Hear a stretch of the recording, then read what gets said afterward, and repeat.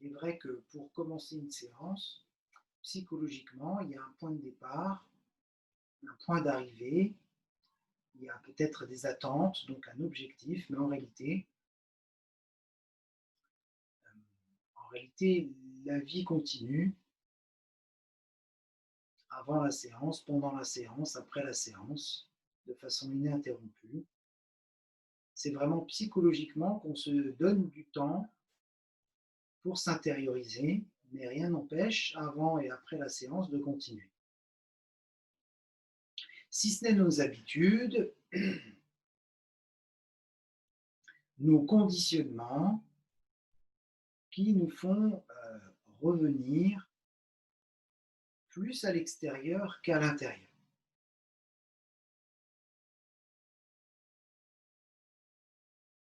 Commençons par remercier tous les êtres qui ont pratiqué avant nous, qui nous ont permis d'accéder au yoga pour qu'on puisse nous-mêmes le pratiquer ici et maintenant, de façon ininterrompue, parce que sinon ça ne serait pas arrivé jusqu'à nous, de la même façon qu'on peut avoir aussi de la gratitude pour nos aïeux qui nous ont transmis la vie de façon ininterrompue, sinon ça ne serait pas arrivé jusqu'à nous.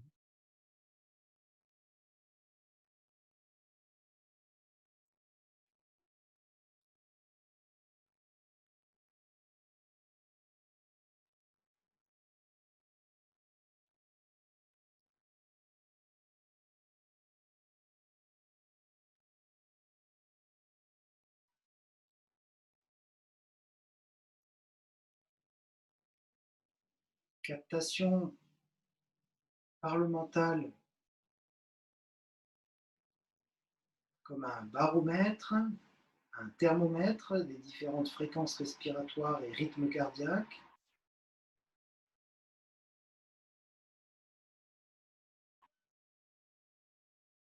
comme un tableau de bord complet de la température du corps, de la température de la salle dans laquelle nous nous trouvons.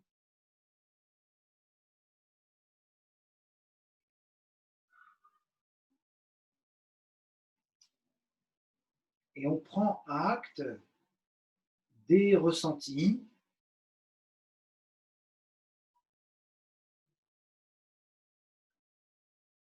Quelles sont mes limitations? Est-ce que j'ai l'impression d'avoir des gants ou est-ce que mes doigts sont ouverts sur l'extérieur?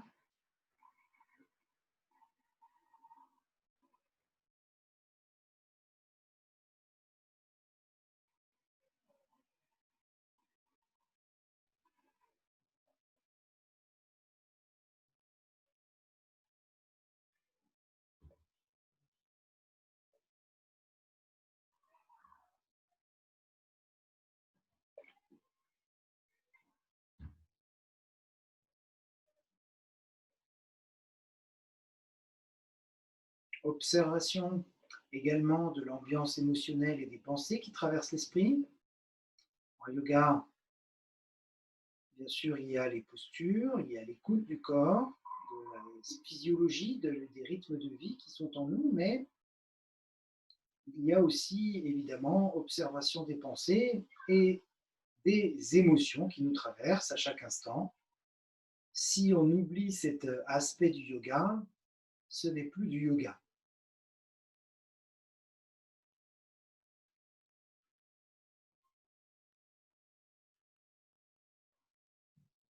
Donc, je me reprogramme au début de la séance à revenir aux sensations corporelles, au rythme physiologique, en canalisant l'ego et le mental. Bien sûr, il y a des échappées de pensée, des retours émotionnels, souvent liés, mais en tout cas, j'essaye consciemment, avec toute la conscience dont je fais preuve, de revenir ici et maintenant.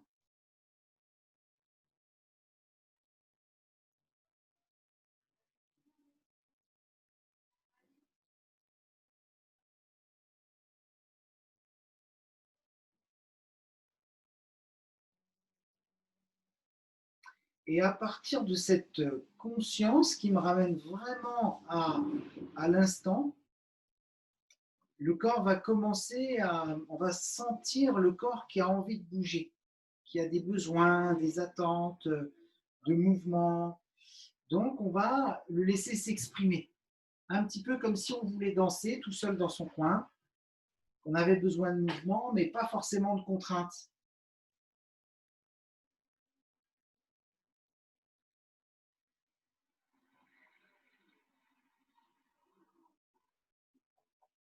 Voilà. Et donc, le mouvement va être assez libre parce que c'est mon corps, mon propre corps qui va me diriger.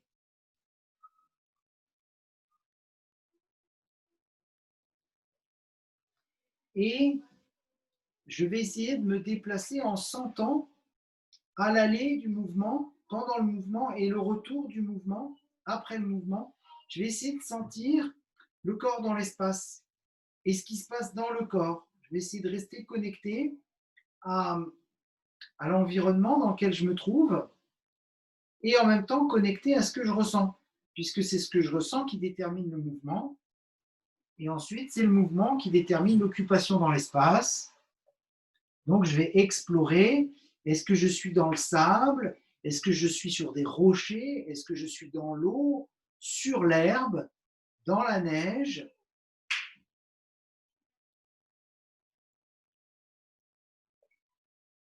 Voilà, je ne vais pas suivre de consignes pour ne pas m'enfermer dans un mouvement qui ne serait pas approprié pour moi.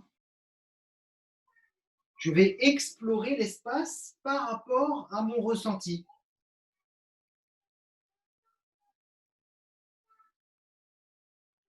Je vais explorer l'espace par rapport à mon ressenti.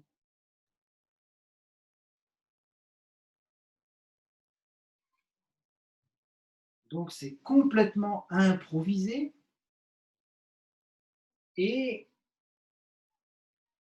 tout ça dans les limitations. Bien sûr, on ne peut pas faire descendre la boîte crânienne sous le plancher, donc on explore l'espace par rapport au ressenti en fonction des limitations du corps. Le corps continue de respirer, le cœur continue de battre.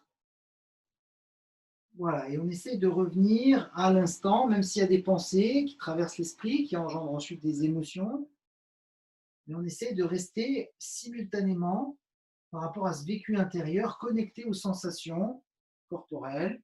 C'est vraiment le retour à soi. Le premier pas du retour à soi, c'est vraiment la sensation corporelle, le retour à- au corps physique, à ce qui est ressenti, la vitalité, l'énergie vitale, le vécu physiologique, ce qui me permet d'affirmer que je suis en vie, la perception du corps par les sens, notamment celui du toucher quand je traverse l'air, ou si j'ai l'impression d'être dans l'eau, si je traverse l'eau.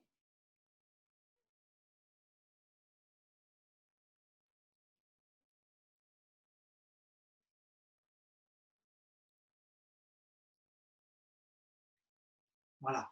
Et puis,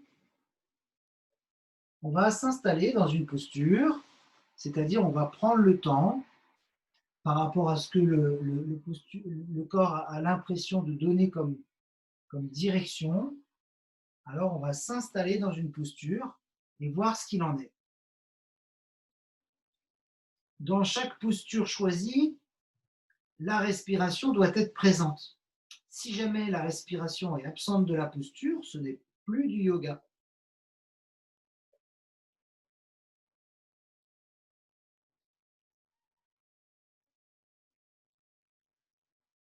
Je vais m'installer dans la posture un peu comme si je n'avais rien d'autre de prévu. Quoi d'autre d'ailleurs?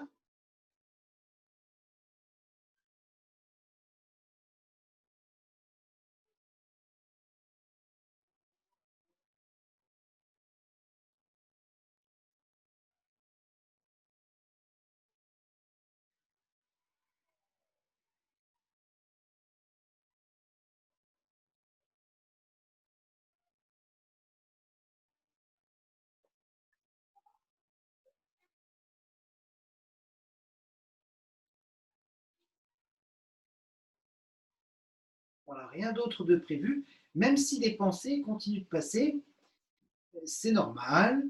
On a pris des habitudes depuis de nombreuses années, donc on se concentre uniquement sur l'instant présent. Et dans l'instant, je vois les pensées qui passent, je ne m'y attache pas, j'explore ma posture.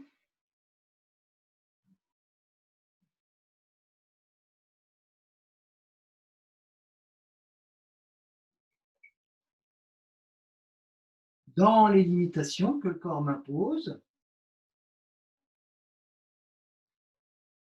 Est-ce que c'est une respiration qui est bloquée? Est-ce que c'est un ventre ou une poitrine généreuse? Est-ce que c'est une raideur, une tension?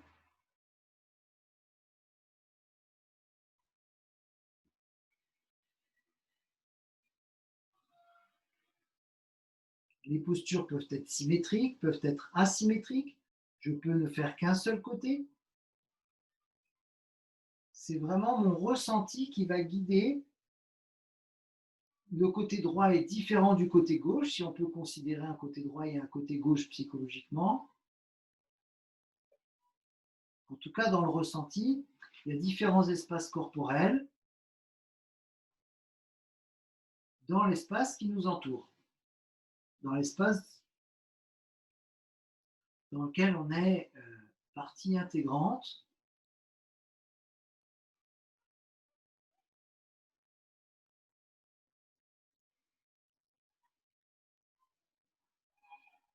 Voilà, la respiration, pas de respiration, pas de yoga. Ça, c'est une certitude. Pas d'observation des pensées, des émotions, pas de yoga.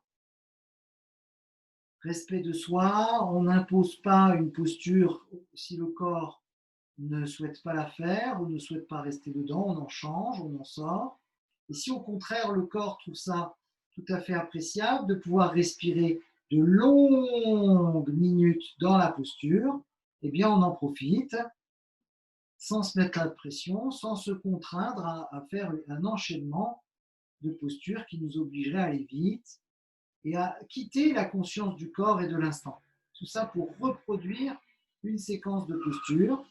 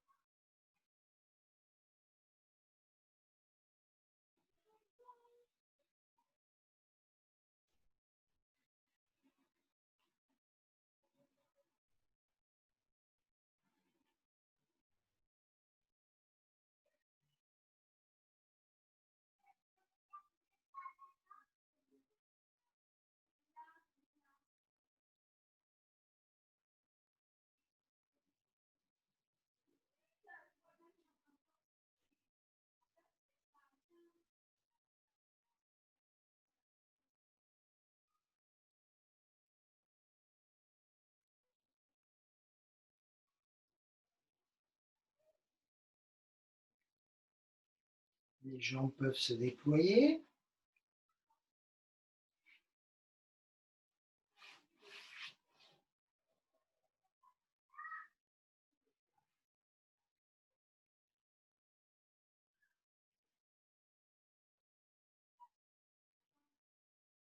Et on redécouvre le corps. On redécouvre le corps dans ses demandes, dans ses attentes, dans ses limitations, dans ses amplitudes, dans ses respirations, dans ses contraintes, dans ses habitudes. Et tout ça dans l'instant pour pouvoir se libérer. Pas de retour à l'instant, pas de libération possible. Si les épaules sont tendues et que je ne suis pas là maintenant, que je suis dans mes pensées, je ne me rendrai pas compte que mes épaules sont tendues. Si je reviens aux sensations corporelles, je peux lâcher les épaules et lâcher les pensées. Si je lâche le corps, les mâchoires, les yeux, les épaules, les hanches, eh bien, je peux espérer détendre l'esprit. Si vous allez chez un psychothérapeute, on va passer par l'esprit pour détendre le corps. Nous, par le travail postural, on détend le corps pour détendre l'esprit.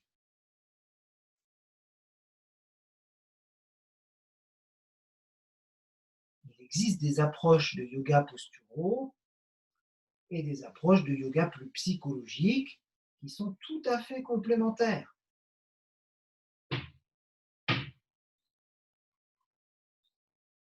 Voilà, laisser la posture se mettre en place, quelle que soit celle que le corps a choisie. On devrait plutôt dire quelle que soit la posture que chacune des cellules du corps ont choisie, parce qu'on est constitué de milliards de cellules. Donc c'est elles qui constituent le corps et qui choisissent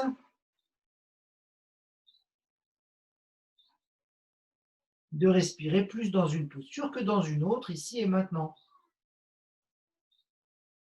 À la limite, on pourrait ne conserver que l'audio, se couper complètement de l'image et on s'en porterait pas plus mal.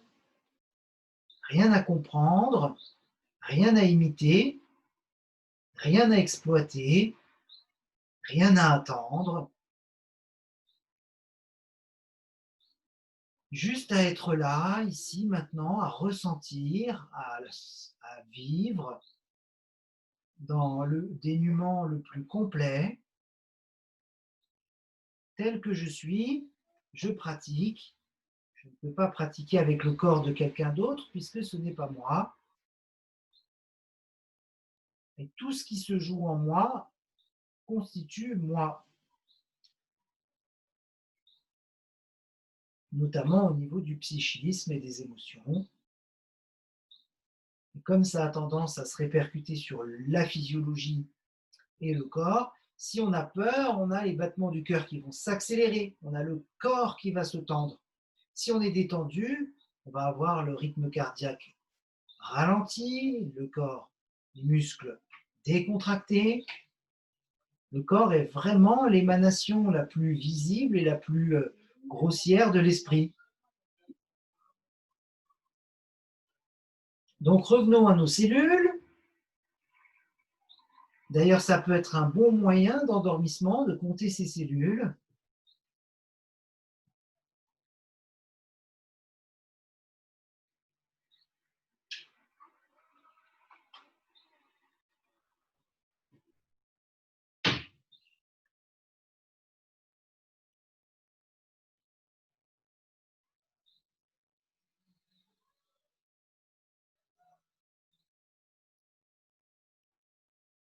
Sitôt qu'on rencontre des limitations, on a la raison de s'arrêter,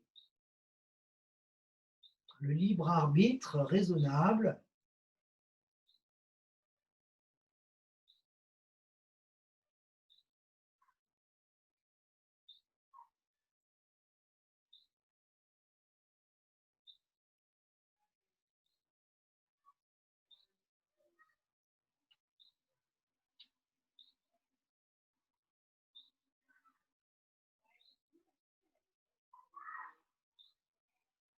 Voilà. Par rapport à ce que le corps réclame. Qu'est-ce que votre corps réclame?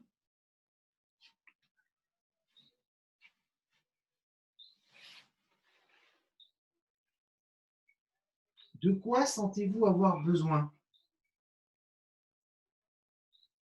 De vitesse, de lenteur, d'inconscience, de conscience?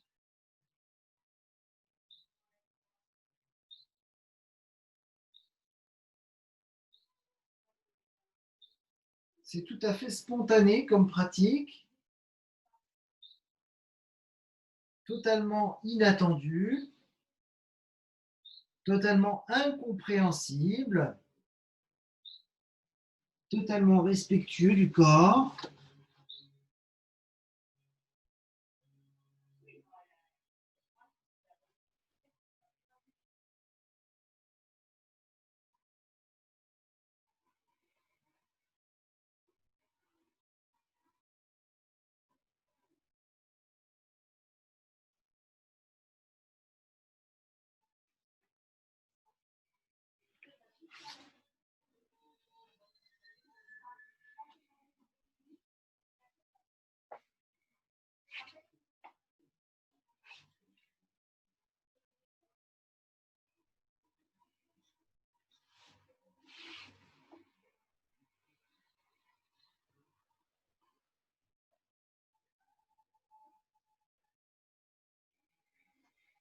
Voilà, en vous plaçant dans la posture ou dans les différentes postures, la respiration va se placer également. Et c'est justement à la profondeur de la respiration qu'on va déterminer si on est bien dans la posture ou pas. Tant que la respiration n'est pas profonde, on n'est pas bien dans la posture. On tente de rester dans la posture,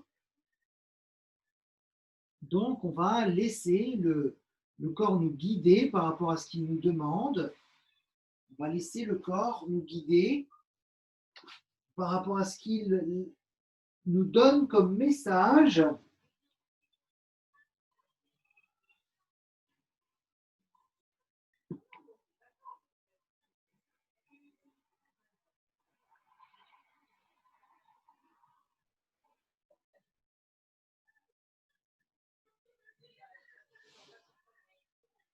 Et donc parfois les postures pourront être symétriques, parfois pas.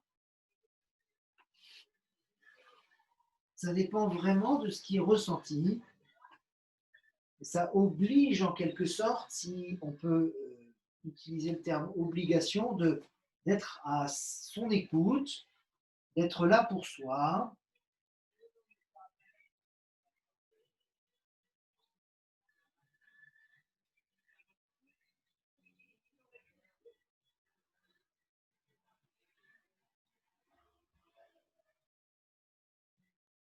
Voilà, laissez l'inspiration aller jusqu'à son terme, laissez l'expiration aller jusqu'à son terme.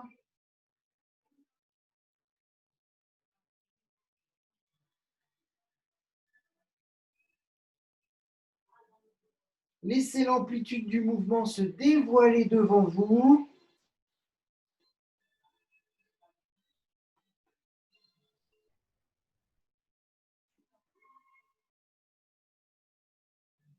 Laissez les rythmes se ralentir.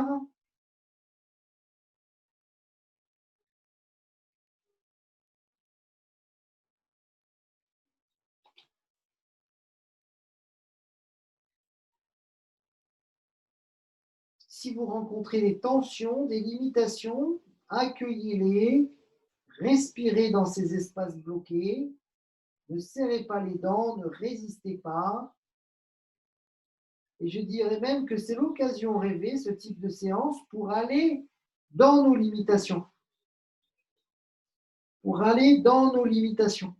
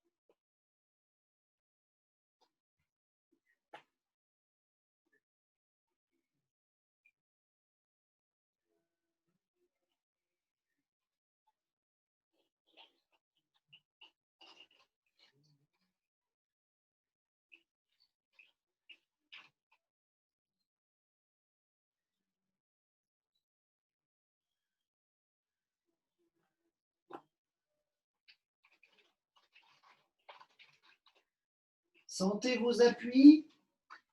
Est-ce que vous êtes sur les fessiers, sur les pieds, sur les mains? Sentez vos appuis. À partir des appuis, sentez les résistances.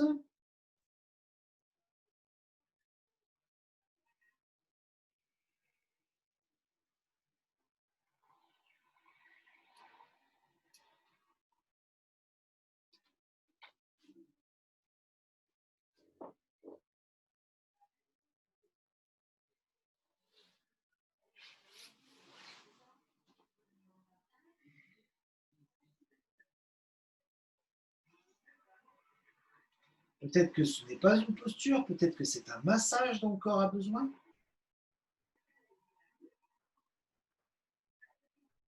Dans ce cas-là, je masse.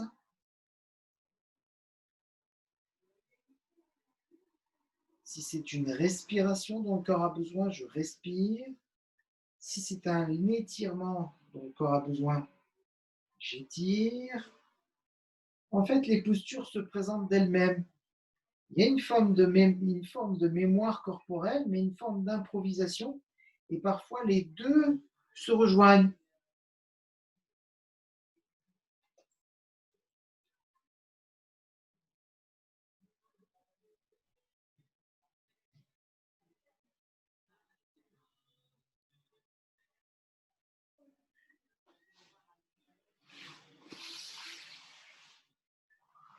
Donc peut-être qu'à présent, non seulement pour favoriser l'endormissement, mais aussi pour assouplir les muscles des chaînes postérieures, pour bien mener les organes, il va peut-être être temps de pratiquer le demi-pont, la chandelle, la charrue, euh, ce type de postures euh, qui sont de saison en tout l'été, euh, parce que vraiment, euh,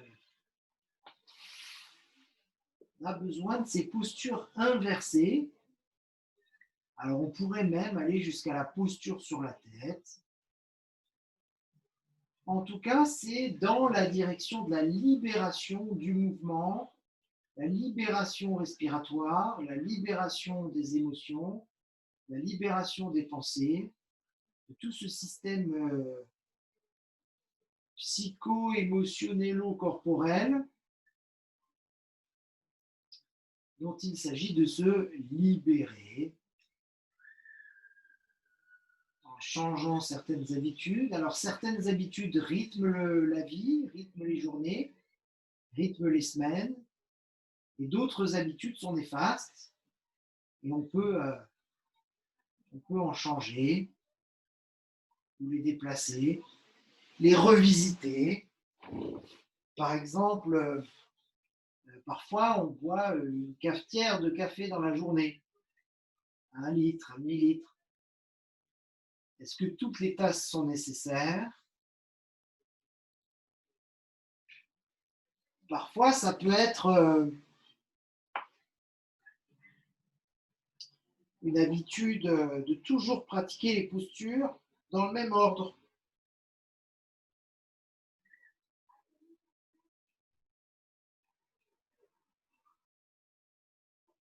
Voilà, en tout cas, il y a des habitudes qui peuvent être positives et il y a des habitudes qui peuvent être négatives. C'est les habitudes dont on ne peut pas changer d'un iota l'ordre ou l'heure ou le jour qui sont à observer. Le corps respire de façon ininterrompue, du premier cri au dernier souffle.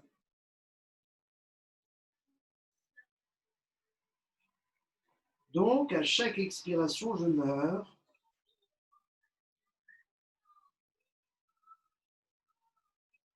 Et à chaque inspiration, je revis. Chaque cycle respiratoire compte. Il n'y a pas de temps perdu. Il y a l'écoute.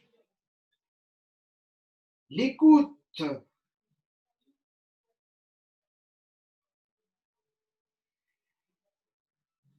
L'écoute, c'est tout l'état d'esprit, la vie du corps est basée sur l'écoute.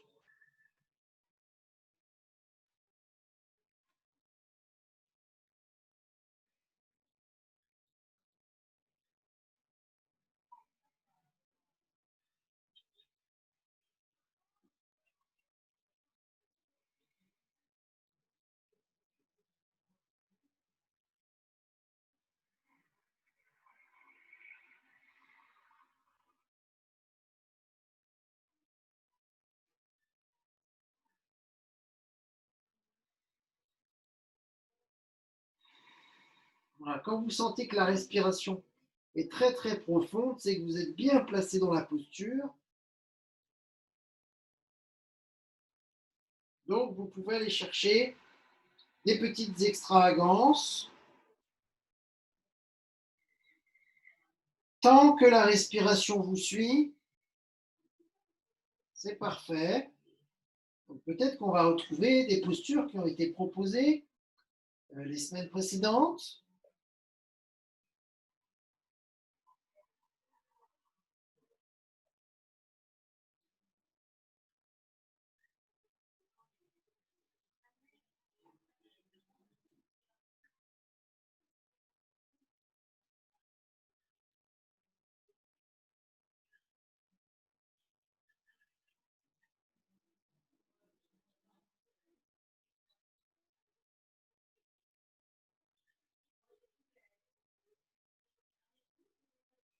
Voilà, c'est en explorant minutieusement les postures.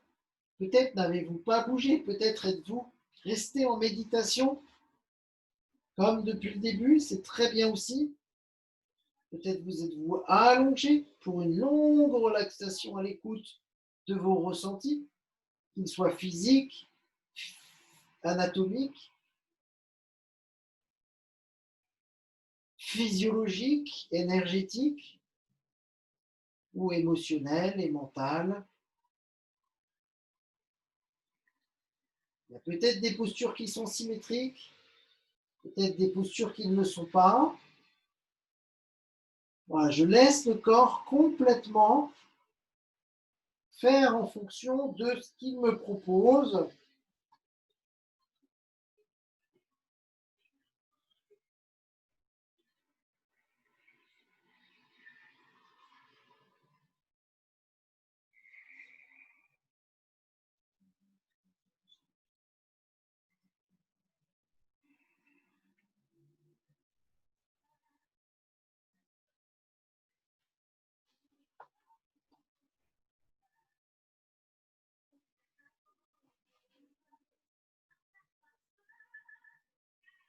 Voilà, le demi-pont, ce sont des propositions, bien sûr.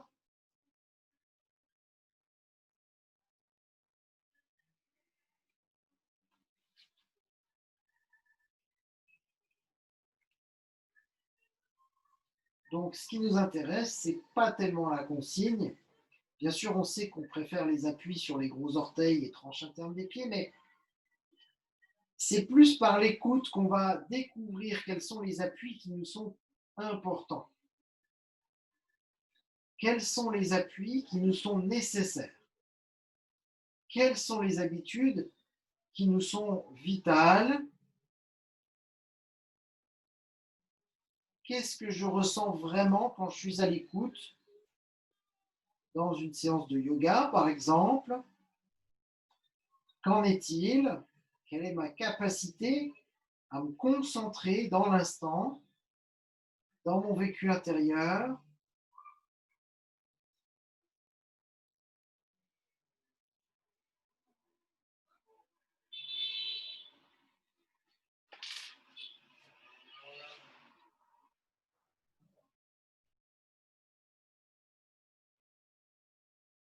La détente, la respiration, le va-et-vient du souffle fait son job à travers les cellules.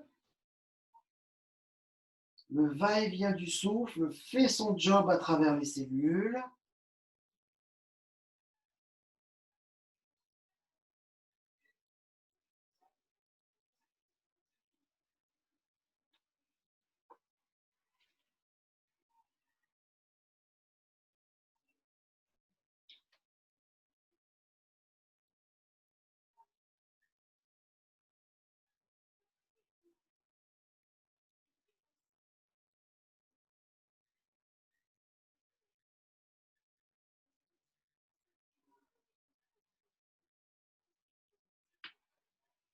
Peut-être l'arc après le demi-pont. Peut-être le demi-arc. Peut-être mentalement. Voilà. Qu'est-ce que vous sentez qui vous ferait du bien à présent?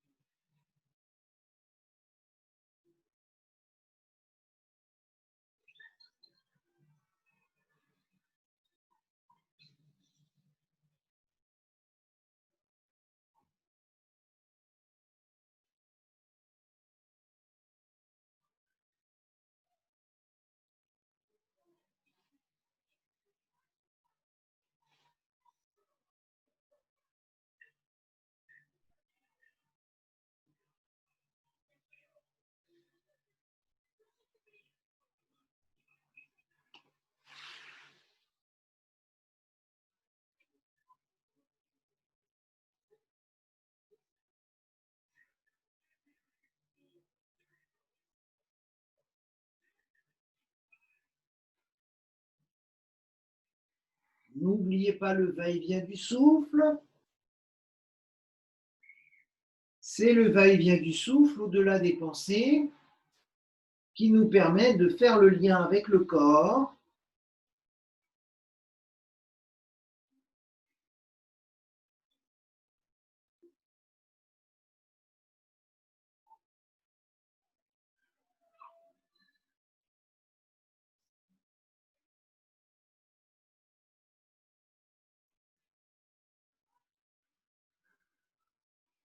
La respiration profonde, calme, lente.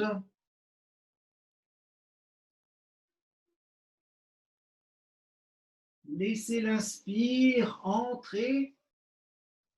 Laissez l'expire sortir.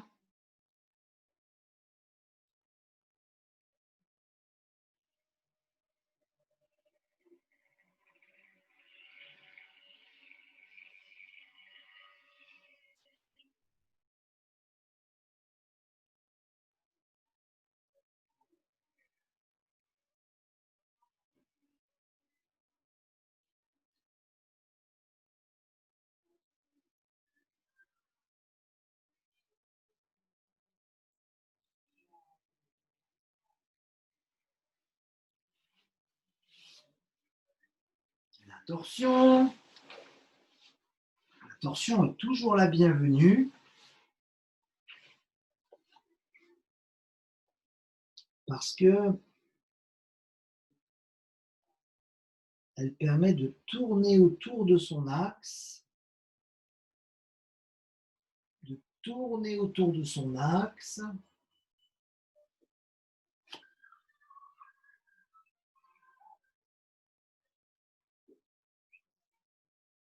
Et si on tourne autour de l'axe, on a donc une vision périphérique, panoramique, un grand angle qui s'ouvre de l'arrière et de l'avant. Comme si on voulait aller chercher toutes nos expériences, ce qu'on appelle en Occident tous nos échecs, qu'on voulait les ramener devant soi et s'en servir pour maintenant, pour faire les bons choix.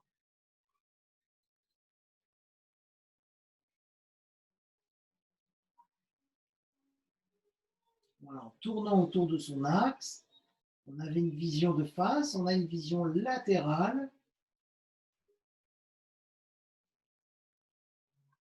une vision qui permet de lier le passé et le futur. Une façon de revenir à l'instant dans la torsion qui est particulière.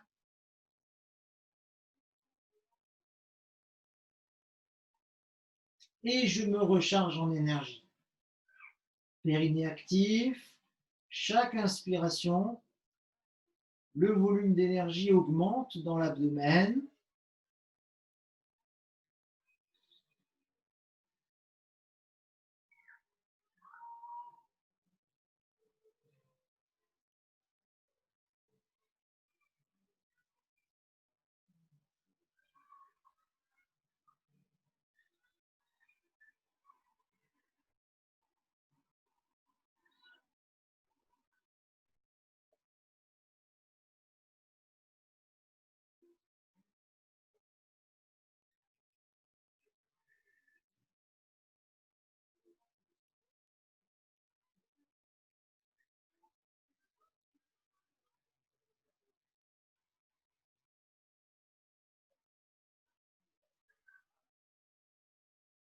Voilà, certaines postures pourront être symétriques, peut-être la torsion en fait partie, en fait-elle partie.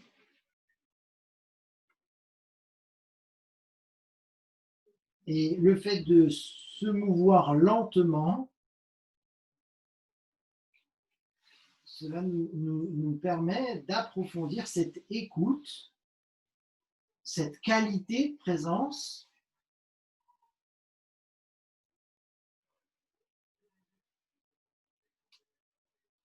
cette qualité de présence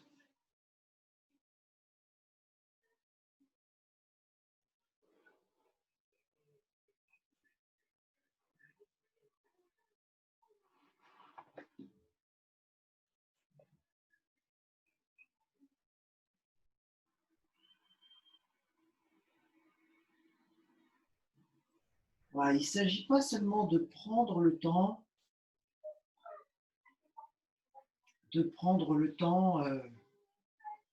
d'une action. Je vais prendre le temps de me reposer. C'est souvent comme ça qu'on prend le temps. On fait tout très vite pour avoir du temps de se reposer. Mais pourrions-nous équilibrer nos activités pour se recharger en énergie pendant les postures, pour se recharger en énergie pendant la cuisine, se recharger en énergie pendant l'entretien de la maison, pour se recharger en énergie à chaque instant.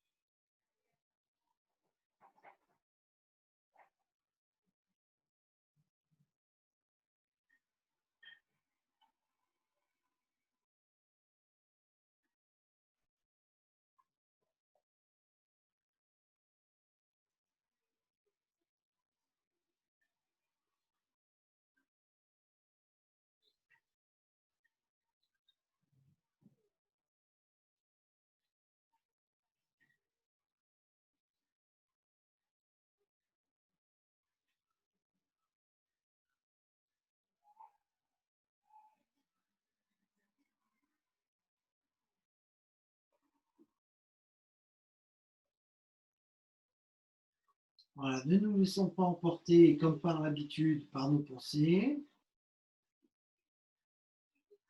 Conscience du va-et-vient du souffle.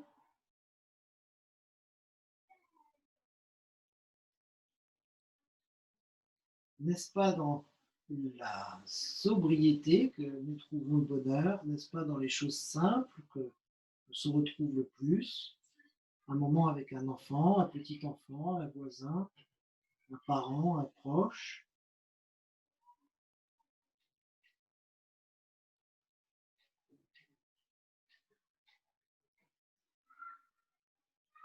Je laisse le corps se déposer sur le sol,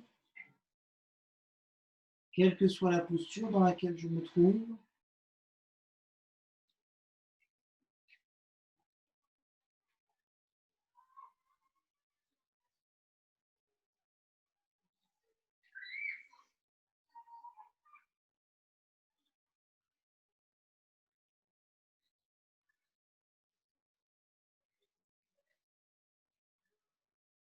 La posture du nouveau-né où les jambes s'ouvrent de part et d'autre, les dessous de pieds s'embrassent. Simple proposition en guise de posture de relaxation. Les bras ouverts en chandelier ou même les doigts croisés derrière la tête. Et le corps qui s'ouvre, le corps qui s'ouvre. Si vous avez besoin d'une posture ou d'une autre, continuez votre écoute, votre parcours, votre body scan, votre intuition. Continuez dans votre élan de vie. Continuez sur votre lancée. Que vous soyez assise, allongée.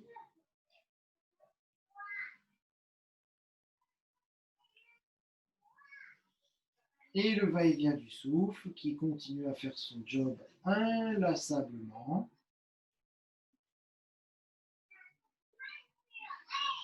Observons le corps qui accepte de se détendre.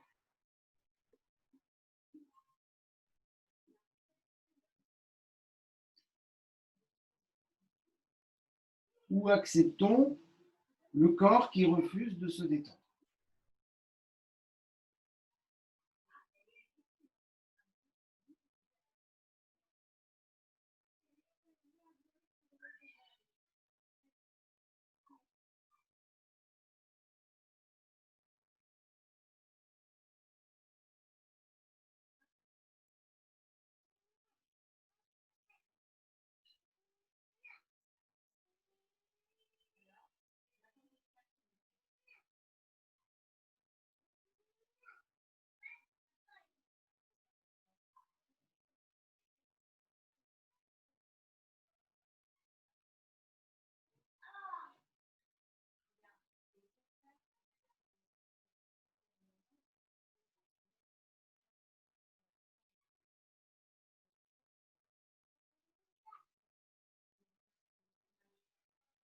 Va-et-vient du souffle, inlassable.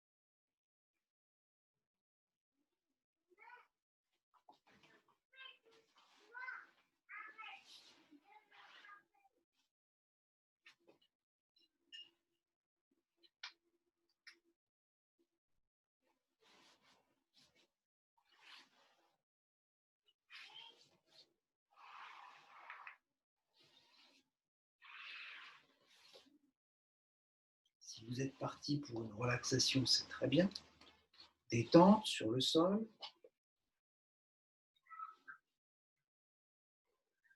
Si le cœur vous dit de vous asseoir pour méditer, c'est très bien. Dans une posture confortable.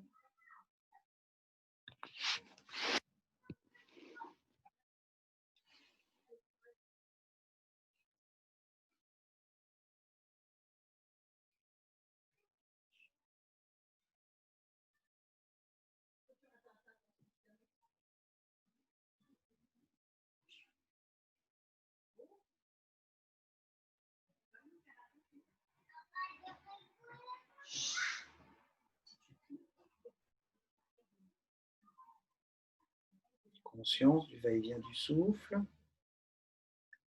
Rien à comprendre, rien à attendre.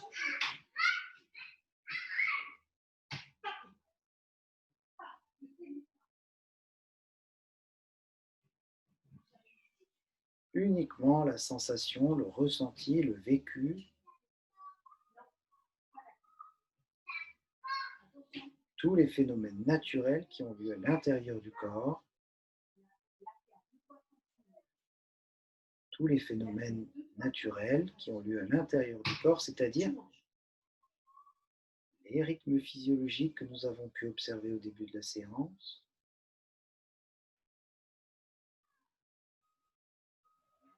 battement du cœur, amplitude respiratoire, fréquence respiratoire.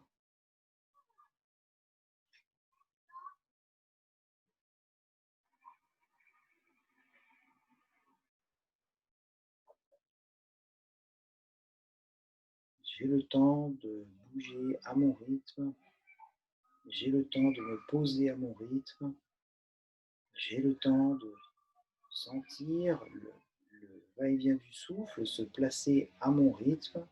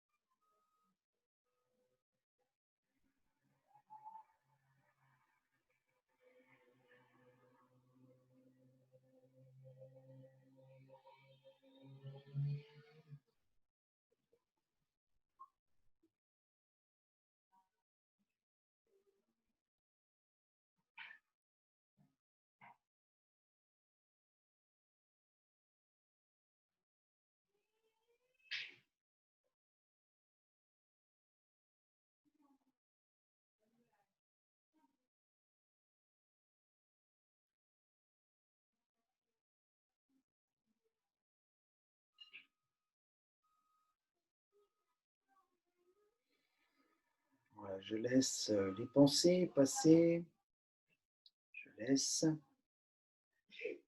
les battements du cœur passer, je laisse les cycles respiratoires passer, je ne m'accroche à rien, je n'ai pas de prise, je lâche prise, rien ne m'appartient ici-bas,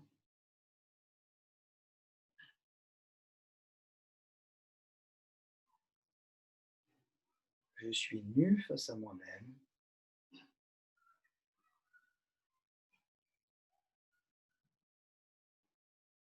Si je sens de l'agitation, je sens de l'agitation. Si je sens du calme, je sens du calme. Quoi que je puisse sentir, accueil du ressenti, je m'entraîne dans le calme et je serai plus à même, dans les petits moments d'agitation, petits moments d'émotion, d'accueillir. Et ça sera l'entraînement pour les moments plus intenses dans les directions qui me seront proposées par la vie.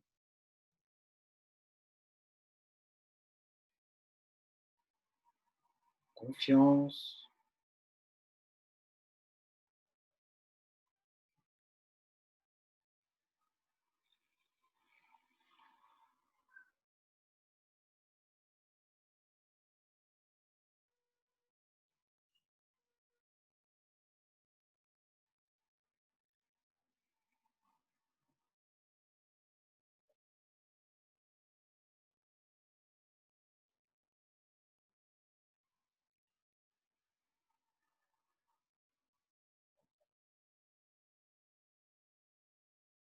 énergie dans le bassin,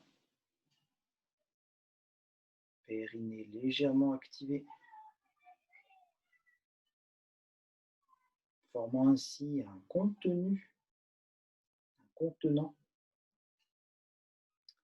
un contenant pouvant accueillir cette énergie contenue dans ce contenant.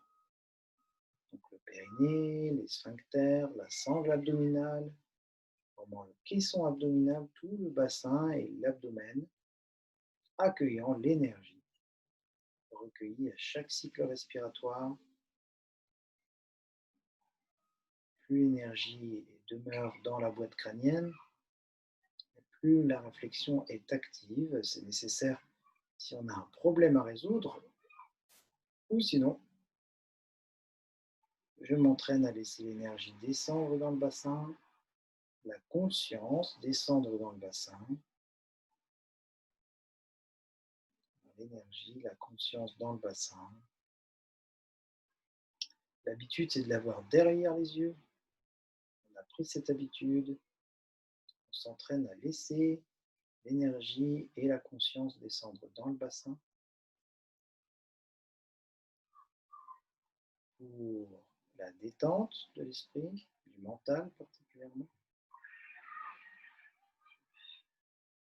Que l'énergie soit disponible pour autre chose que pour réfléchir.